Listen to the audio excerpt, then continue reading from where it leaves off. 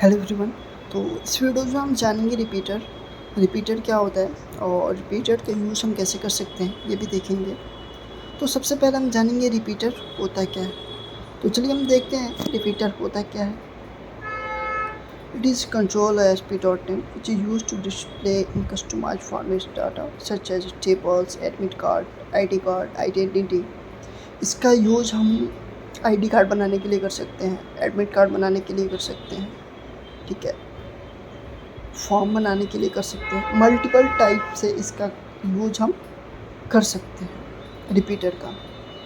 तो रिपीटर को यूज़ करने के लिए कुछ जो मैंने ये सिंटेक्स दे रखा है उसका यूज़ करना पड़ेगा, और हम जो अपना आईडी कार्ड बनाने वाले हैं कुछ इस टाइप में बनाएंगे, ठीक है। जैसे कि मेरा आईडी कार्ड है, एग्जांपल के लिए मैंने दे रखा है इसको। तो इस टाइप में हम क्या करने वाले हैं, आईडी कार्ड को बनाने वाले हैं। तो चलिए हम चलते हैं अपने विजुअल स्टूडियो में और आईडी कार्ड को हम बना के देखते हैं। तो यहाँ पे देखो, यहाँ पे मेरे पास एक पहले से ही बना बनाया प्रोजेक्ट है। अब मुझे क्या करना है, उसी में एक पेज ऐड करना है रिपीटर के नाम से, यानी एक वेब फॉर्म ऐड करना है, ठीक है। और वेब फॉर्म के अंदर ही मुझे क्या करना है, एक आईडी कार्ड बनाना है, जैसा मैंने एग्जाम्पल पे दिखा रखा था आपको, ठीक वैसे ही बनाना है, ठीक है। तो कुछ पेज क्रिएट करने के बाद ऐसा आउटपुट आएगा। मैं इसकी डिज़ाइन मोड में जाता हूँ और डिज़ाइन मोड में जाने के बाद मैं यहाँ पे क्या करता हूँ, टेबल क्रिएट कर लेता हूँ, ठीक है।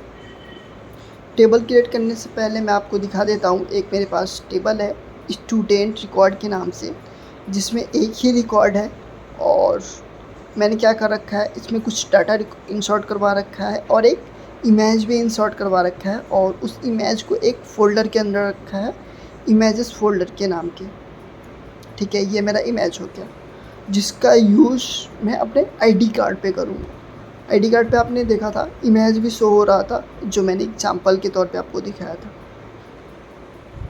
ठीक है।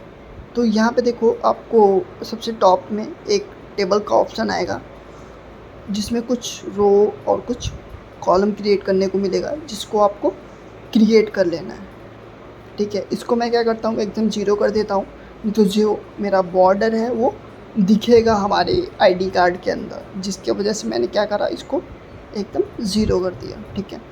तो कुछ ऐसे मेरा टेबल क्रिएट हुआ। अब इसको मैं थोड़ा सा स्क्रॉल करके छोटा कर लेता हूँ, उतना बड़ा कर लेता हूँ जितना बड़ा जितना बड़ा आईडी कार्ड होना चाहिए, ठीक है, कि देखने में हमें सही लगे। और मैंने सेकेंड वाली लाइन को, 3 कॉलम को सिलेक्ट करा और उसको मॉडिफाई करा और मर्ज कर दिया।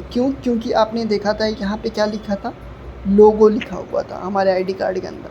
तो यहाँ पे मैंने लोगो लिख दिया, और क्या चाहिए हमें, नेम दिखाना है यूज़र को या फिर आईडी दिखाना है, जितने भी चीज़ दिखाने हैं उन सबको यहाँ पे ऐड कर लेंगे। तो मुझे क्या दिखाना है, नेम दिखाना है, जेंडर दिखाना है, ईमेल आईडी दिखाना है, तो उन सबको मैं ऐड कर लूँगा।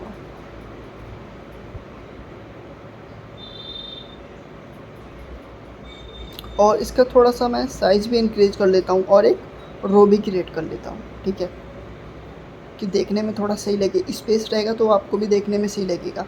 और यहाँ पे मैं लेबल ऐड कर लेता हूँ, क्योंकि जो हमें नेम दिखाना है, यूज़र का क्या नाम है, उसको लेबल में ही दिखाना है।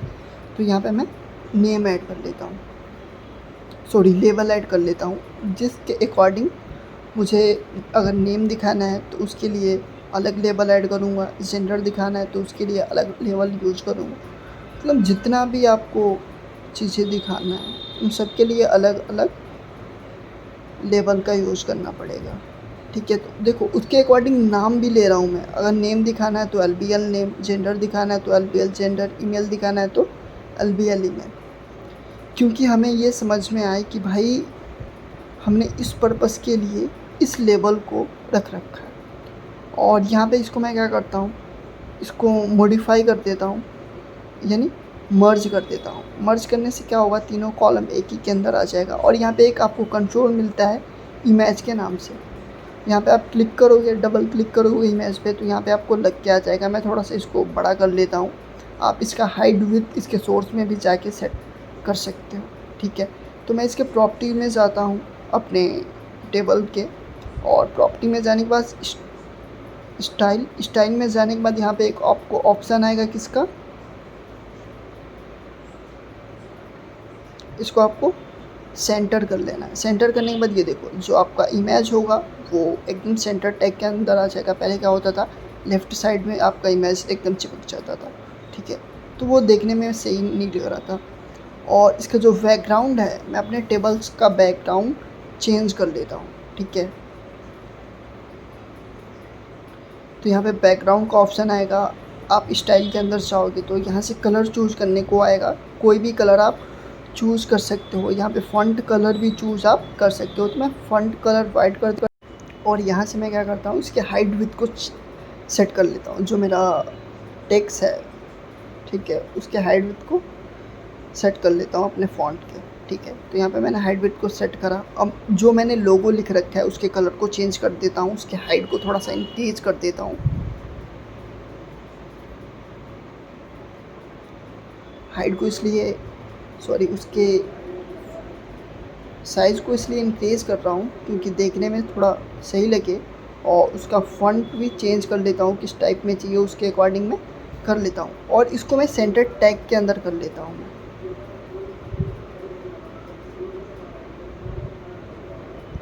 और इसको सेव कर लेंगे, ठीक है।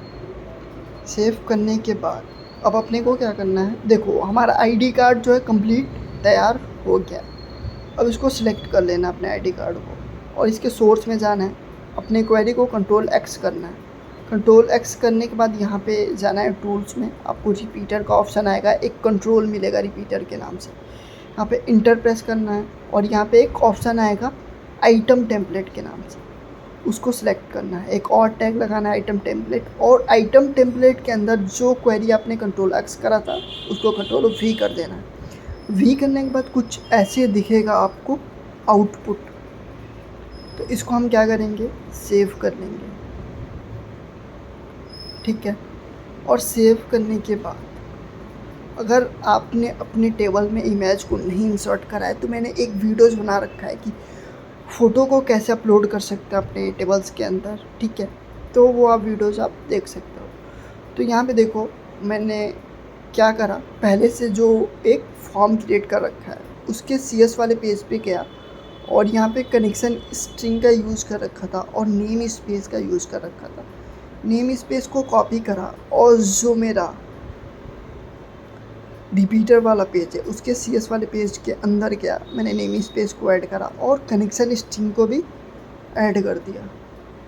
अब मैं क्या करता हूँ, उसको सेव कर लेता हूँ आपका सर्वर में, यानी आपके डाटाबेस का क्या नाम है, तो ये मेरे डाटाबेस का नाम है। कंट्रोल F करा, F करने के बाद F4 करा, F4 करने के बाद कुछ राइट साइड में ऐसे मेनू ओपन हुआ और मैंने उसको सेलेक्ट करके ऐड कर दिया और डाटाबेस नेम भी मैंने ऐड कर दिया। और यहाँ पे इंटीग्रेटेड सिक्योरिटी को ट्रू कर देंगे। अगर आपके पास आईडी पासवर्ड है तो आप आईडी पासवर्ड भी डाल सकते हो। कनेक्शन को ओपन करा मैंने और इसके नीचे मैं क्या करता हूँ, कनेक्शन को क्लोज़ कर देता हूँ, ठीक है। ये देखो जो SQL कनेक्शन स्ट्रिंग, जो आपने कनेक्शन स्ट्रिंग का ऑब्जेक्ट ले रखा है उसी को क्लोज और ओपन करना है, ठीक है।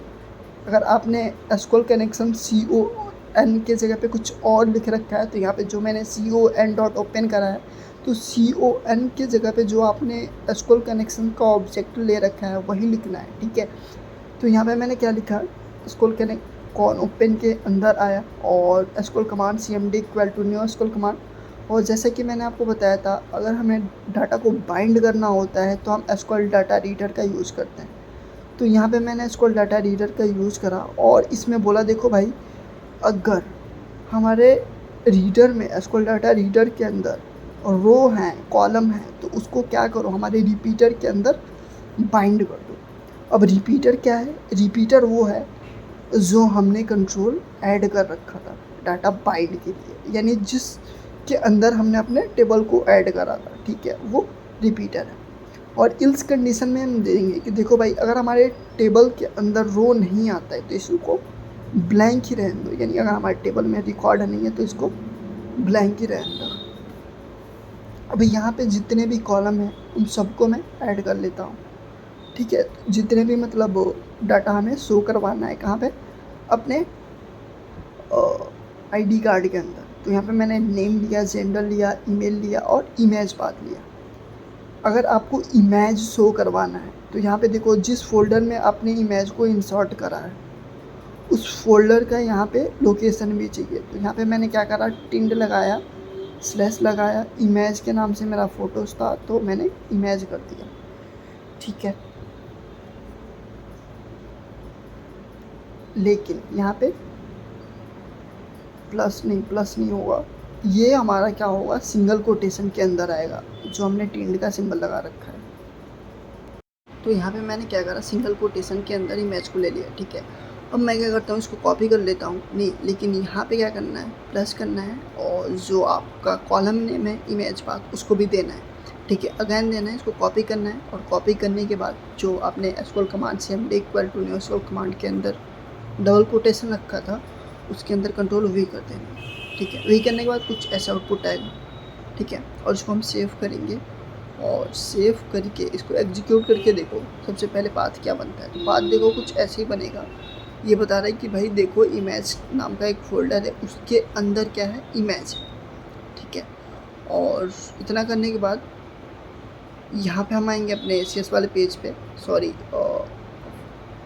ASPX वाले पेज पे, और उसके सोर्स में आएंगे। सोर्स में आने के बाद यहाँ पे देखो मैंने क्या करा है, लेबल में जो मैंने इमेज ले रखा है उसका मैंने पाथ नहीं ऐड करा है। तो यहाँ पे मैंने क्या करा, सबका वहाँ पे डाटा रिपीटर में डाटा बाइंड करने के बाद CS वाले पेज पे हमें क्या करना होता है, जिस लेवल में हमें डाटा बाइंड करना है उस लेवल के अंदर हमें बताना पड़ता है कि देखो भाई हमें टेक्स्ट बाइंड करना है या फिर इमेज बाइंड करना है। तो हमें टेक्स्ट बाइंड करना है, तो मैंने क्या लिखा था, टेक्स्ट बाइंड करने के लिए text equal to single quotation, और उसके अंदर मैंने क्या लिखा, लेस देन, ग्रेटर देन, और उसके अंदर मैंने वो लगाया प्रतिशत का सिंबल और हैशटैग और ईवेल, और ब्रैकेट के अंदर जो हमारे कॉलम का नेम था वो दे दिया मैंने। अब जितने भी कॉलम नेम थे सबको मैंने चेंज कर दिया। ठीक है, और इसको मैंने क्या करा, सेव करा। ये देखो रिपीटर नेम, जैसे मैंने बताया था रिपीटर में ही अपने डाटा को हम बाइंड करते हैं। अब हमें क्या करना है, इमेज को भी बाइंड करना है भाई। तो इमेज को बाइंड करने के लिए यहाँ पे हम क्या लिखते हैं, इमेज URL।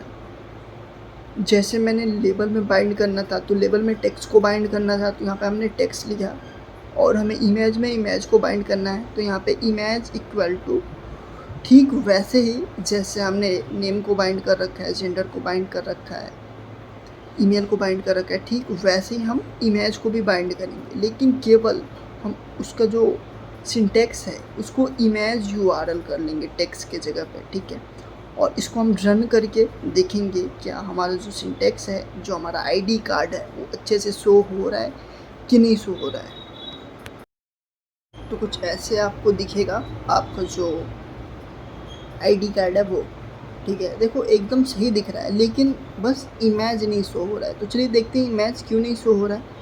तो यहाँ पे एक स्लैश और लगाना पड़ेगा। ठीक है, इमेज को हमने क्या करा, बंद नहीं करा था, यहाँ पे देखो, और इसको हम सेव करके अगेन रिफ्रेश करेंगे, अब भी इमेज नहीं आया। तो हम अपना क्या करेंगे, अपने CS वाले पेज पे जाएंगे और CS वाले पेज पे जाने के बाद हार्ड कोड, यानी यहाँ पे देखो आपको एक ऑप्शन आएगा रीलोड का। तो यहाँ से हम अगेन रीलोड करेंगे। रीलोड करने के बाद अपने पेज को रिफ्रेश करेंगे तो क्या होगा, फिर जाके हमारी इमेज शो होगा, या फिर इसको कट करके आप क्या कर सकते हो, रन कर सकते हो। यहाँ पे देखो एक्सेप्शन रीलोड करा तब जाके मेरा इमेज शो हुआ। तो ऐसे आप क्या कर सकते हो, ID कार्ड क्रिएट कर सकते हो।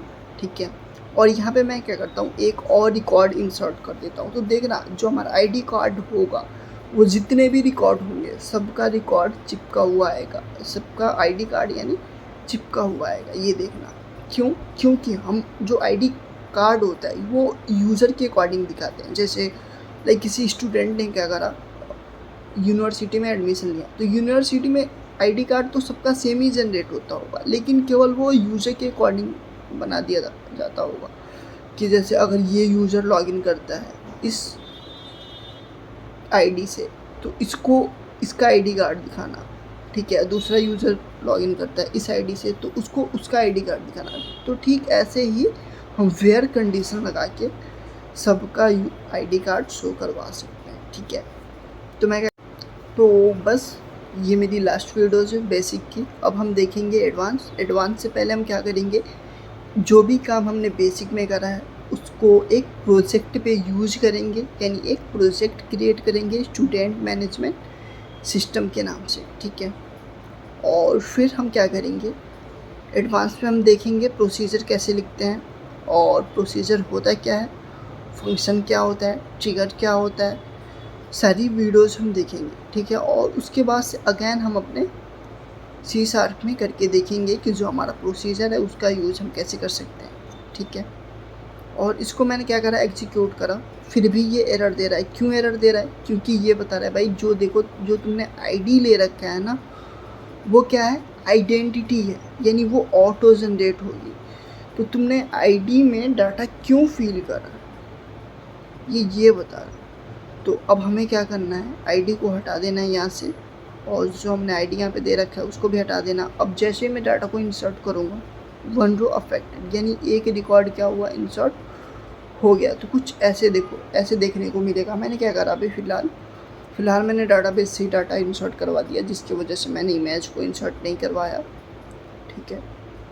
तो ये देखो कुछ ऐसे आपको देखने को मिलेगा आपका आईडी कार्ड। तो ऐसे लग रही है हमारे वीडियो के साथ। मिलते हैं अगली वीडियो में। Thanks for watching and please subscribe my channel.